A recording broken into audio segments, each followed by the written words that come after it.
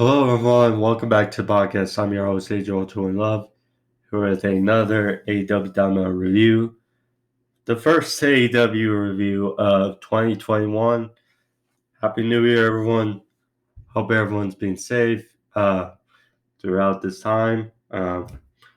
However, it was a good show with a really interesting ending of Dynamite.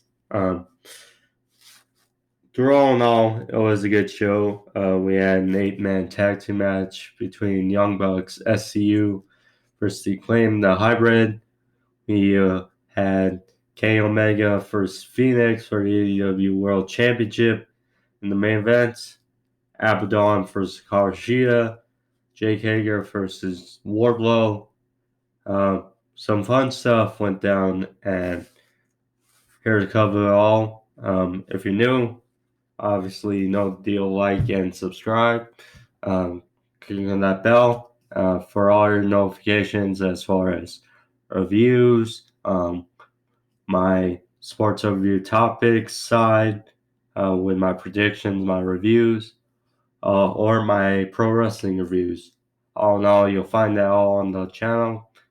So thank you all, and let's get into the review, shall we? So, as I noted, a good show and start off in interesting fashion. The Young Bucks and SCU versus the Acclaimed and the Hybrid 2. Now, little by little, they've been given more time to the Acclaimed. Clearly, they see stuff in Max Caster, Anthony Bowen. They have a good gimmick. They can go in the ring. Obviously, they're still young to the AEW audience, but this has been stemming the last few weeks with the Acclaimed being SCU, facing the Young Bucks. So, bright future as far as the Acclaimed are concerned. And the Hybrid, as we know, are talented as well. This match, it started to pick up like halfway through, but getting into the later part of the match was a risky business by the Bucks for a 2 count. The BT trigger by the Bucks, which only was a near fall, and then the Hybrid were following up with a combination. And Jack Evans, he went up top for a 630, but was countered. Then at that, it was just all Young Bucks. Land super kicks galore. Super kick party. They looked like at the end of the match they were going to go for the Meltzer driver. But Nick Jackson stopped and landed a senton atomico to the outside onto the fellow opponents. So then Christopher Daniels was in the ring, and they landed the best Meltzer driver ever. The BME into the Meltzer driver for the win. Young Bucks and SCU afterwards. SCU talked about their proposition that if they lose,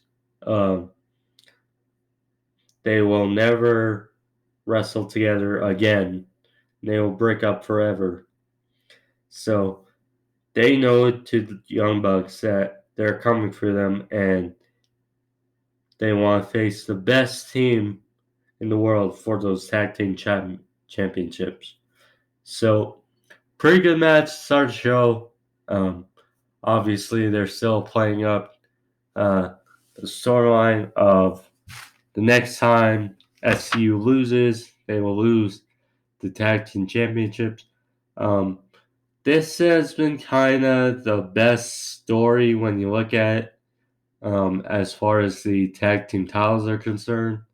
And it's January now, but perhaps SCU, they can build along these wins and maybe, because we have a month to go till Revolution, maybe this is a match for we get at Revolution, Young Bucks and SCU with perhaps some um, screwy finish, whether it be Scorpio Sky, FTR, some other team, but interesting to think about. Obviously, we have other teams in FTR and Santana Ortiz, Dark Order, we'll see, but this seems like the only storyline or the main storyline as far as the tag team division is concerned.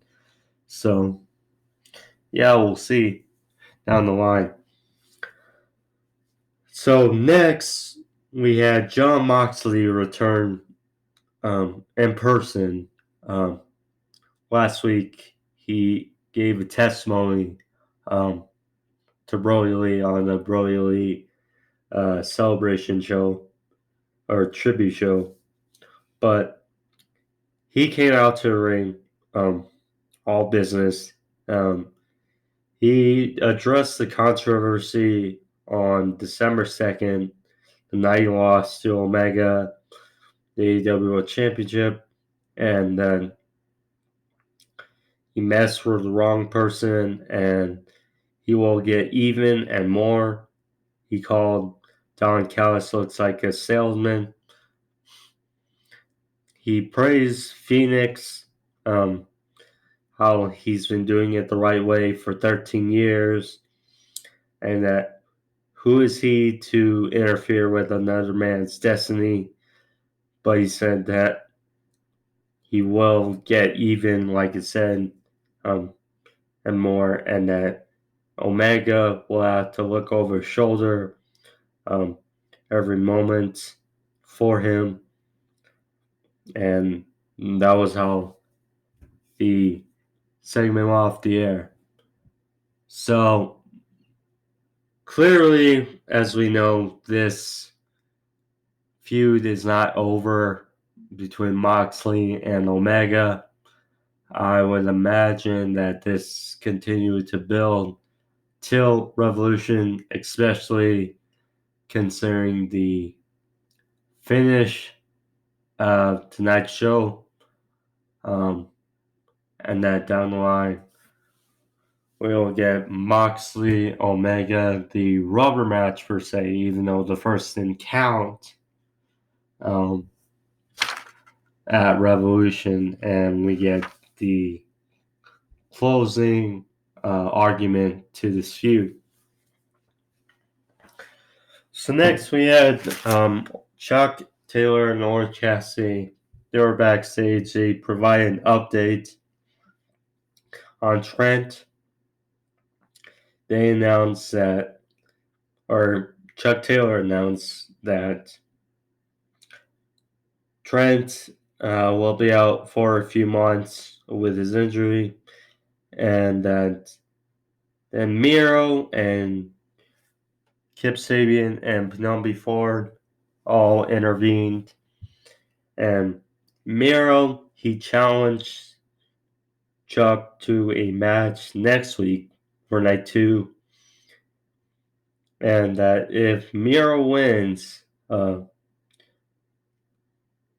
Chuck will be Miro's young boy, per se. If you watch New Japan Pro Wrestling, young boy is like the wrestler's servant or something like that, I believe.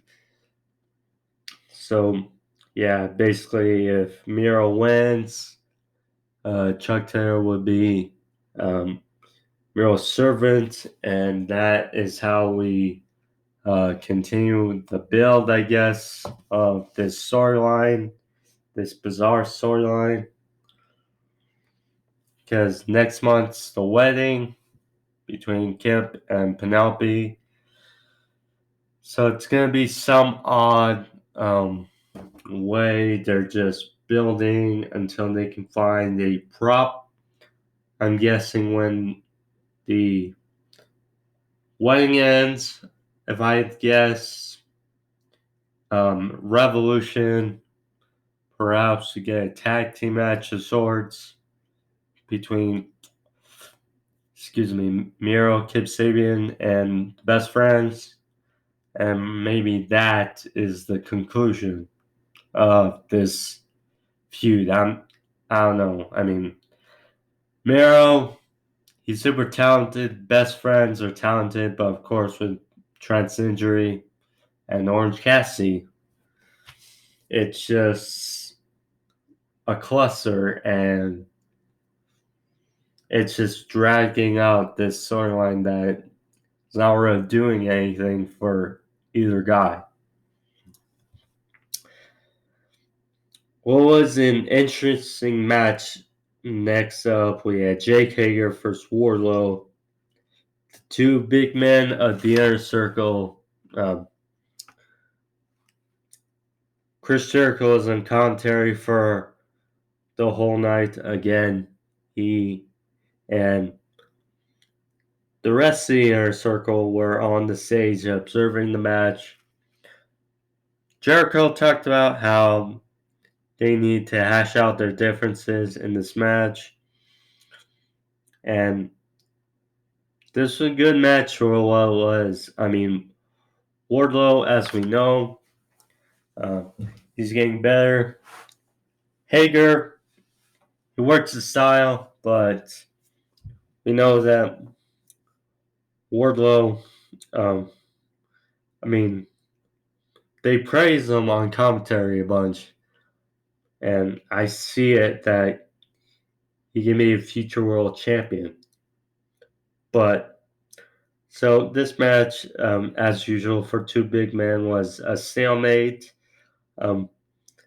They tried knocking Jeff down with clotheslines, didn't work. They tried shoulder tackles, didn't work. They fought to the outside.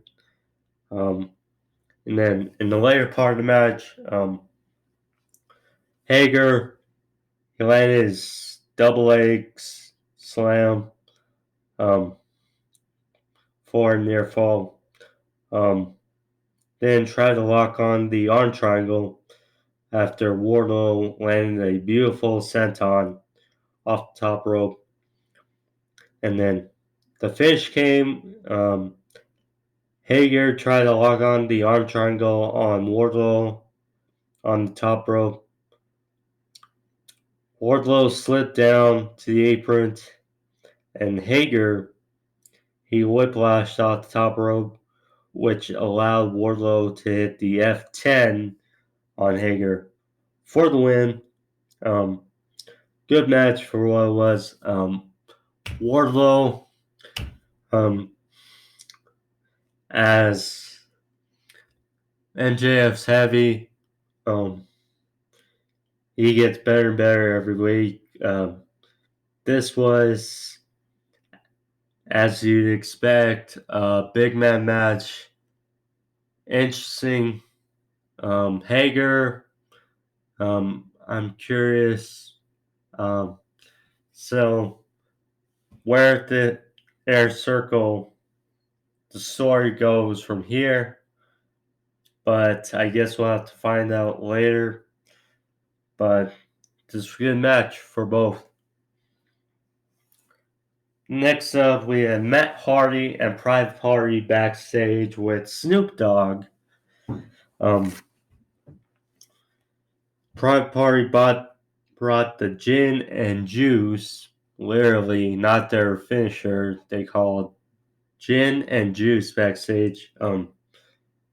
Matt Hardy, he was backstage with them. Got their contracts, tried to sort them out, and Snoop Dogg, he was back. He was praising Private Party. Didn't really say anything, but It's funny, Matt Hardy, he looked like he tried his best to keep kayfabe, but still, it was cool for him that Snoop Dogg was backstage, but still, nice little segment. You can see the character change in Matt Hardy with the iconic Matt Hardy. That he slowly but surely, like Omega was, slowly and surely um, turning full heel, and not sure what's the primary objective, but so far so good for Matt Hardy and Private Party. So next we had the weigh-in for Darby Allin and Brian Cage for next week. So Brian Cage, he was out there with Team Taz. Darby Allin out there by himself with skateboard. So they both weighed in on the scale. There was a scale in the ring on a podium. And so they both weighed in. Darby afterward took the microphone and he said, let's get down to business, basically. So he had a skateboard ready to fend off the Team Taz. And then all of a sudden, the lights go black out in the arena. And winter's coming. The snow falls. Sting is out there, and which fends off Team Taz, and Sting and Darby Allin. They're both standing in the ring. Both have a stare down. Sting then leaves the ring. I think if you had to say what is, from what we've been seeing, the theory of Sting in AEW is him being the authority figure, basically, or manager for Darby Allin, his guiding light, because he sees, you can kind of see the resemblance that maybe Darby Allin is the new Sting, per se, of how he carries himself, the face paint, the vigilante style he is. When you look at both, that's what I believe is the objective of Sting. And still, I wonder if there's more. But I just hope they don't overdo it with Sting. There's like 6 straight weeks with Sting coming out. I love Sting. It's cool. I just don't want them to overdo it, basically. So, but all in all, that was good. And next week, Darby Allin versus Brian Cage. Should be a fun match. Can't wait to see for the TNT Championship. Also, so they announced that, that Brody Lee's, the original TNT title, was going to be changed, design, in honor of Brody Lee and his son. So instead of the usual design, it was more of a black type design that Darby Allin came out with, that Tony Schiavone, who was in the ring at the time, pointed out. looks very cool. Looks better than the original. So good on them. Yeah, not much to say after the segment, but cool.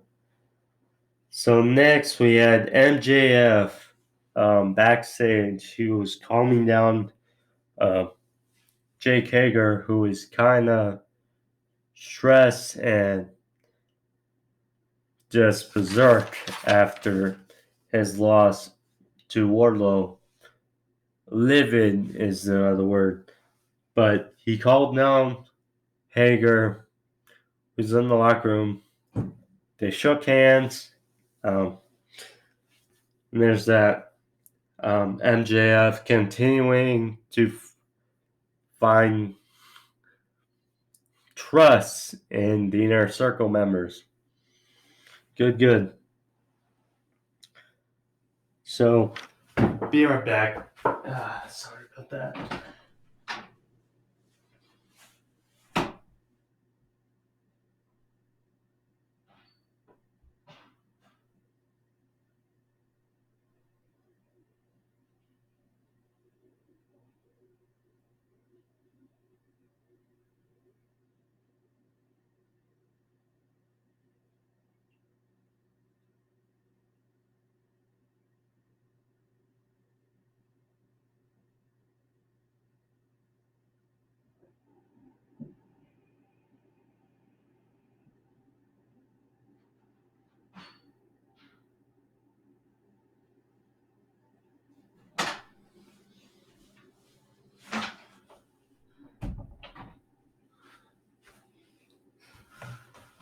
My apologies, but back to the show. So next, after MJF called down Hager, that Cody Rhodes with Snoop Dogg faced off against Matt Sydal. This was, basically advertisement match per se for the Go Big show that apparently starts tomorrow or today, rather tonight. But this good match in what it was. Cody, well, first of all, Matt Sydal, he had the advantage late. Went for a side out, but was countered. Cody looked like he was going to go for Crossroads, land a reverse CT for a near fall, then hit a disaster kick for a 2 count. Sydal, he almost caught Cody with a Hurricanrana victory roll for a close near fall. Then Sydal hit the lightning spiral for a 2. Then Cody finished Sydal off with 2 crossroads for the win. Then after match, Chaos Project, who was at ringside, Serpentico and Luther attacked Cody. Sydal, he fended off the members of Chaos Project. And then Sydal, he looked like he was going to go for Air Sydal, but instead, Snoop Dogg was there. Who's there? He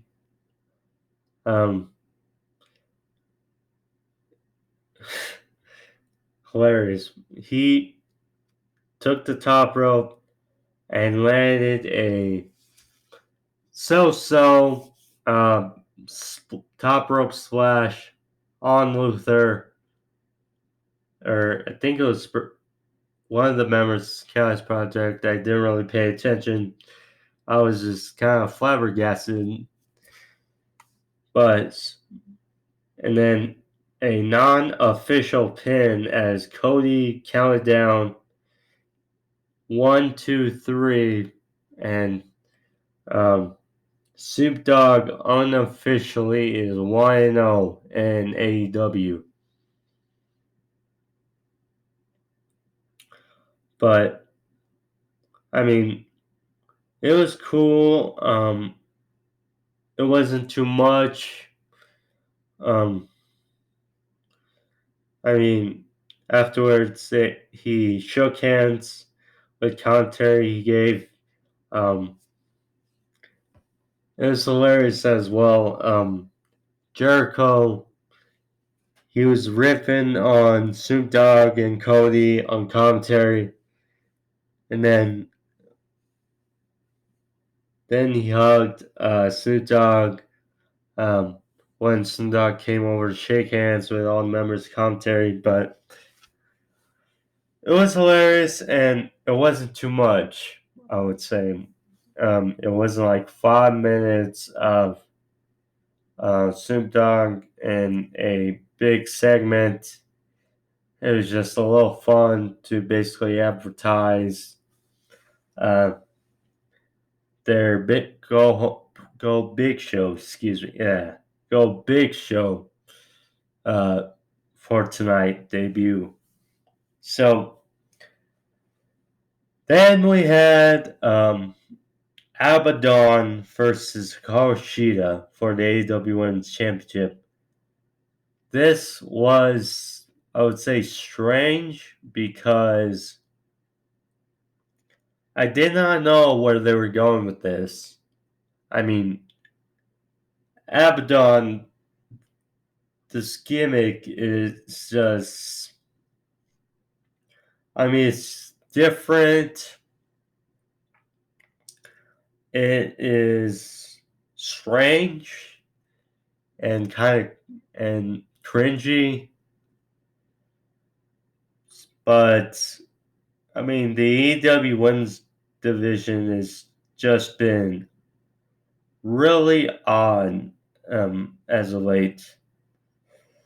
Um, yeah, I don't know, but I was curious how they're going to go with it because with that gimmick, you can't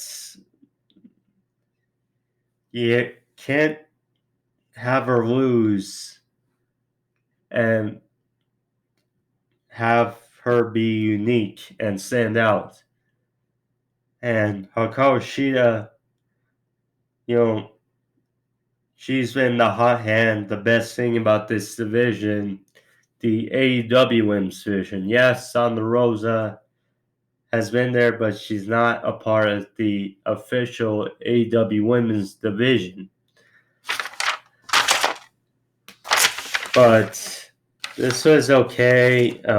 She hit Abadon with her candlestick before the bell, and then finished off Abadon with her running knee strike for the win. I mean, I guess it was best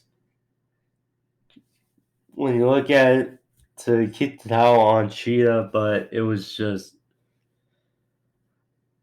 I hope that's over, but at the same time, who do you have for Shida to go up against next is my assumption.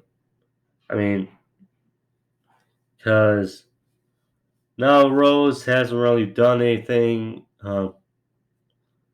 as of late. Statlander's still out. Perhaps the winner of Thunder Rosa and Britt Baker next week gets Sheila next at Revolution. I don't know. But it's just shambles as to what AEW Women's Division is. So next up, it was announced some of the matches for next week, and one of the matches for next week is Ty Conti versus Serena Deeb for the NWA Women's Championship, and we had a little backstage package of Ty Conti with Anna Jay and John Silvers and Alex Reynolds of the Dark Order. And she said that she has help and that she now has the help of the Dark Order. So, very interesting. Should be an interesting match between Serena Deeb and Ty Conti. Both are talented. Both know how to get it done. One women's match that I'm kind of looking forward to. Also, next week we got Darby Allin versus Brian Cage. We've gone over that. Britt Baker for Thunder Rosa. FTR versus Jurassic Express. Miro versus Chuck Taylor. So, a fun lineup for night 2 of New Year's Smash for AEW. Then we got to the main event. This was fun. Kenny Omega versus Rey Fenix for the AEW World Championship. This was, as you expect, a fun match between two guys who can really go all the way, 5-star classics any day. Kenny Omega, as he has adapted more and more to the cleaner in AEW, has just gotten better and better. And this match was just great all around. As we know that Rey Fenix was supposed to face Omega in the World Title Eliminator Tournament, but unfortunately he was injured during his match with Penta. And so they announced a couple weeks ago that it was going to be Omega versus Phoenix. And this is how we got to this match and lived up to the hype. So Omega went for the Rise of the Terminator, but was countered. They were fighting to the outside. Phoenix hit a Hurricanrana from the apron to Omega to the outside. Hit a Tope con Hero, which looks scary, by Phoenix. He did not clear all the ropes. I'm not sure if he was going for Suicida or what, but he flew through the top and middle rope and looked awkward, but managed to hit a Tope con Hero on Omega on the outside. So worked out well, I would say. Then they were exchanging in the middle of the ring. Was a big super kick by Phoenix. Then Omega followed through with a powerbomb feed trigger for near fall. And then Omega went for the one-winged angel, but was countered to a poison Rana. Then Phoenix was on the outside. He hit a springboard cutter from the outside to the inside of the ring on Omega.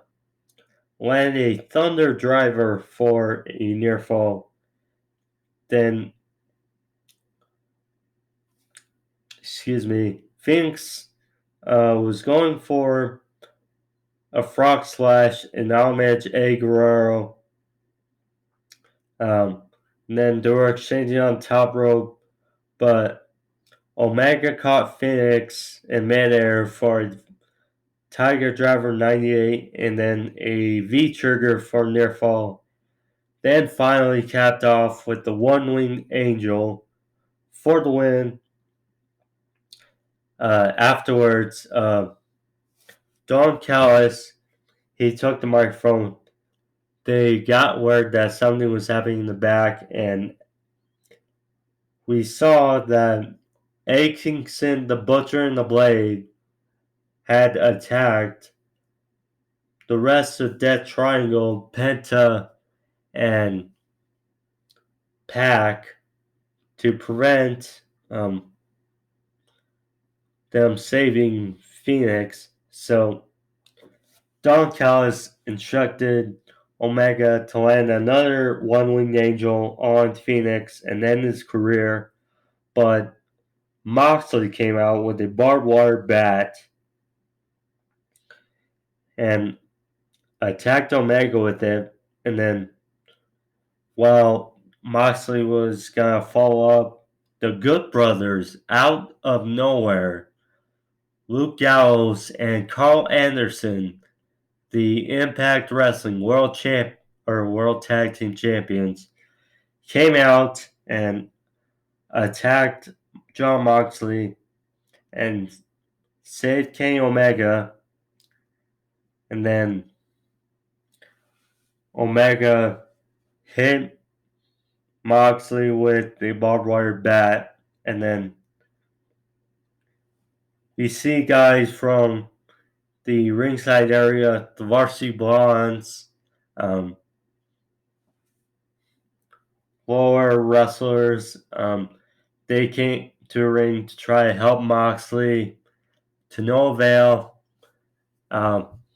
Gallows actually powerbombed one of the guys through a table outside the ring, and then all of a sudden the Young Bucks, come out, and this is where it gets more interesting. Like I said, the Bucks came out, and then there were two guys that tried to hold back Omega, and the Young Bucks super kicked these two wrestlers. I couldn't tell who, but super kicked those two wrestlers, and then all of a sudden, Luke Gallows, Carl Anderson, and Kenny Omega put up the Too Sweet sign. Too Sweet. And then give the offer to Nick Jackson and Matt, the Young Bucks. And then they joined together, the Too Sweet symbols, and man, that is interesting how the show goes off the air. The Bullet Club reunited? I don't know, but man, would that be interesting. The Bullet Club, Kenny Omega, Luke Gallows, Collinson, and the Young Bucks. Interesting. What is also interesting is the news that another Bullet Club alumni, Marty Scurll, the villain, apparently parted ways with Ring of Honor. So take that in how you want it, but that's an interesting development. And I mean, Adam Cole and AJ Styles, two other Bullet Club alumni who are in WWE, I'm sure they probably saw an image of it and kind of teared up. And Hangman on Page, another guy who was in it, just interesting development, although the Young Bucks looked reluctant to see what happens. But man, was that an interesting way to go off the air. Very interesting. So there's that. Also a match I forgot to mention. A. Kingston versus Pac next week. Very interesting matchup for night 2 as well. So they boost up night 2 of, New Year's Smash, but night 1 delivered, my opinion. I mean, despite the Matt Hardy segment, which is okay, Abadon for Shida, it was a good show. Good show for night 1, which culminated in that main event. And can't wait to see how it furthers storylines next week. But that was the review. Thank you for joining me. Was a good show. If you enjoyed it, and if you're new, like and subscribe. The symbol will be in the corner. But thank you for joining me. I had fun today. I hope you guys did it as well. I'll see you people back next week for review of Super Wild Card Weekend on Tuesday, as well as my AEW review for night 2 of New Year's Smash next week. But again, thanks for joining. Hope you all been safe, and I'll see you back next week.